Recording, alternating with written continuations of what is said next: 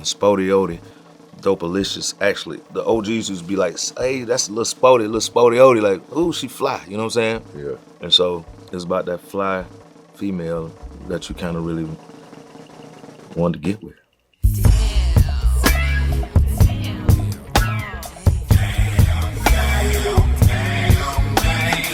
Spody Dopalicious from Outkast's 1998 album Aquemini is one of the most memorable songs in the Atlanta rap duo's iconic discography. With its cool as ice spoken word and unforgettable horns, the song is undeniably a vibe. I'm Monica Precante, and I sat down with Outkast's Big Boi and Sleepy Brown, who lent vocals to the track, to break down this hip-hop standard.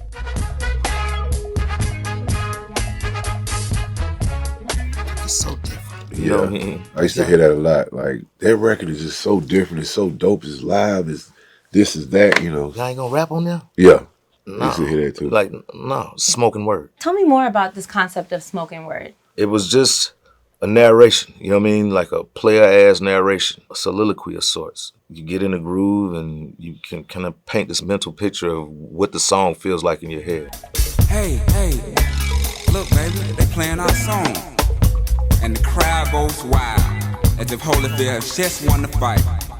Outkast's brand of storytelling is so iconic. What is Spody about? Not just a club atmosphere, but just somewhere in a social setting and just kind of describing what's going on in full detail. Real underground club, like late after hour spot, just speaking about an encounter with a woman, kind of embellishing on every thought of what you had at that moment. That vibe was just straight Atlanta. Friday night, you know what I'm saying, about 3 in, doing your thing. That's the vibe. That's what it is. That's what it sounds. Every time I hear it, that's what it puts me. It's just freaky to me, man. It's freaky. Freaky and funky, and it's just, Yeah. that's something that frown your face up. Sleepy, how did you approach your verse? Dre just told me to basically, when I listened to the track, he was like, yo, just kind of talk about what you're going through, you know, during that day. What goes on before you hit the club like I always did. Making sure niggas clean. Leaning, checking, never seen.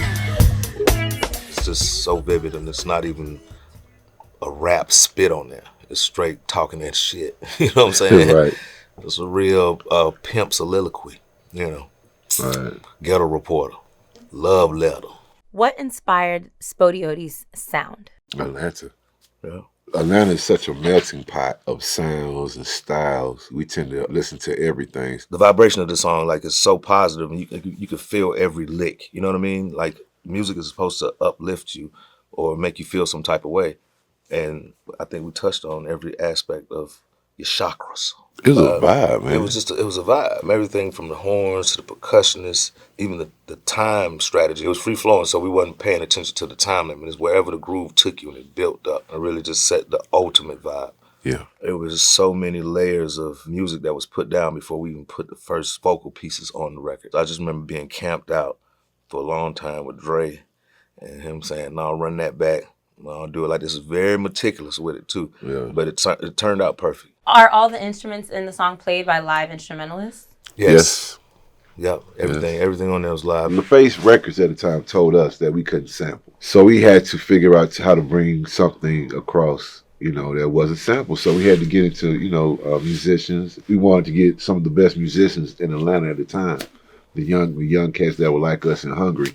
So we ended up meeting this whole crew of guys at, you know, just incredible musicians. Elite. Yes, the elites of Atlanta. So we became friends and just started working together and started becoming a family with them.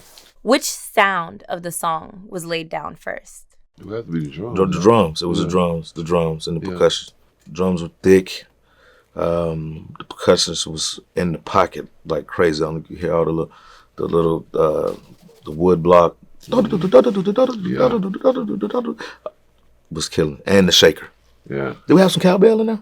A lot of triangle. Yeah. A lot of triangle. I don't know about cowbell. The noise was organized. Absolutely.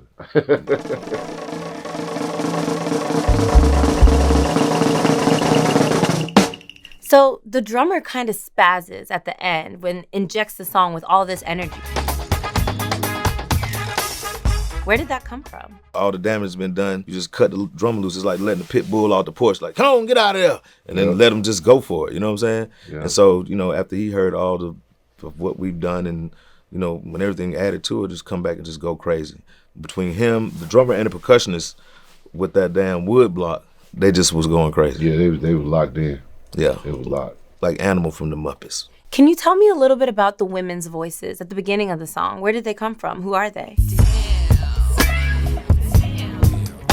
It could have been anybody. If we were in the studio and we needed a female voice on something, it could have been an intern, somebody in the session, just a friend of whoever, and then we just kind of give them direction, like just to add that female energy on the voice to make it sexy. Yeah. And I mean, it's been like that through the years. You know what I mean? It could be anybody. I don't even remember who the fuck that was on that one. Where did this horn riff come from? Horns Unlimited, some of the coldest to hold a piece of brass. Called them in after the beat and the bass line and everything was over, and we just like, we need something real triumphant.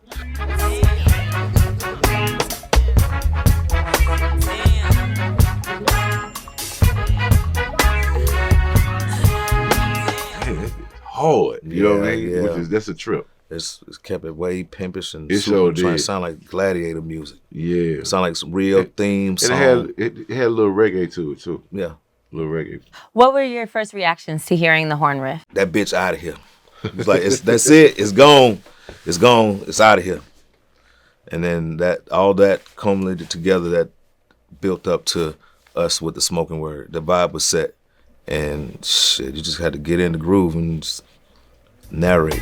But the United Parcel Service and the people at the post office didn't call you back because you had clouded piss. So now you back in the trap. Just that. Trap. Go on and marinate on that for a minute. Everything is organic as it can be from that song from scratch. You know what I'm saying? Like no drum programming or nothing hitting on the same one. It's something different every couple of bars. It changes up. 7 minutes long, like we can ride that long. You know what I'm saying? With the change ups and the narration. This is a beautiful record. And it captured that moment in time. Yeah.